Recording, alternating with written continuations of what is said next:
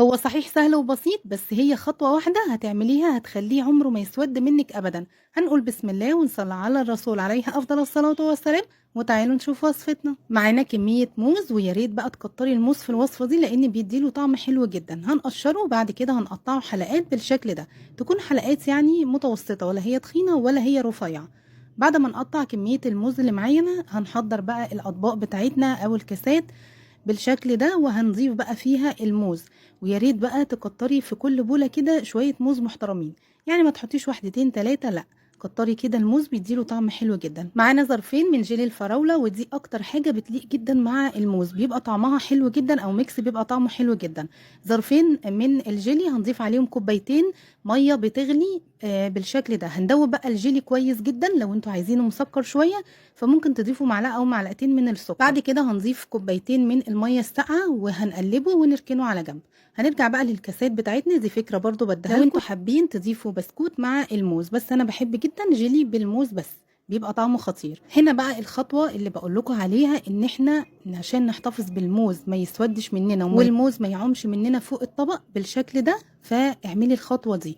صبي بس الجيلي ربع الطبق بالشكل ده، وبعد كده هندخله الفريزر يجمد معانا شوية، وهنرجع نصب عليه بقية الجيلي.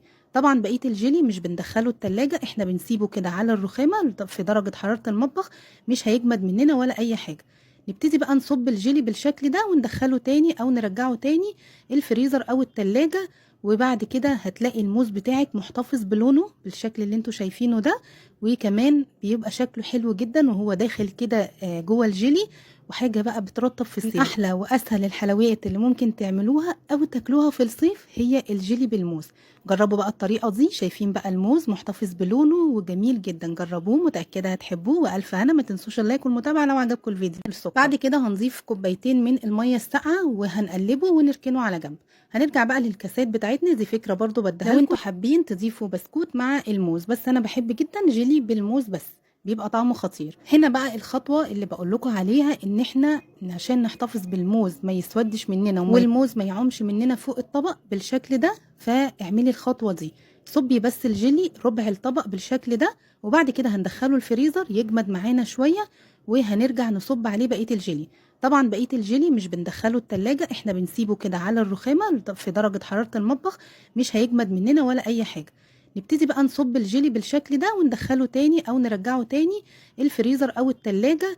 وبعد كده هتلاقي الموز بتاعك محتفظ بلونه بالشكل اللي انتوا شايفينه ده، وكمان بيبقى شكله حلو جدا وهو داخل كده جوه الجيلي، وحاجة بقى بترطب في الصيف. من احلى واسهل الحلويات اللي ممكن تعملوها او تاكلوها في الصيف هي الجيلي بالموز.